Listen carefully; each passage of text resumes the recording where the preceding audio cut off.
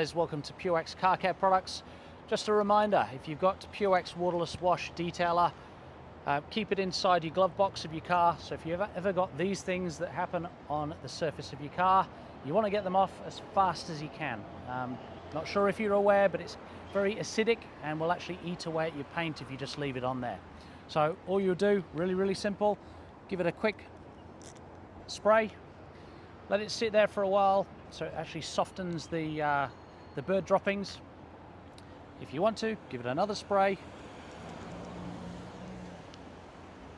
And when you're confident that it's actually soaked enough, then give it a quick wipe. Yuck.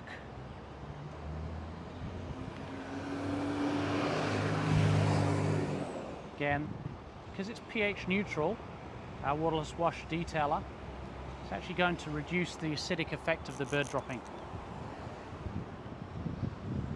Once you've done that, again, if your car's as dirty as this is, you can then go and continue with the whole clean. That's just our little tip and trick for you today for removing those bird droppings as quickly as you can before they burn into your paint. Thanks for watching.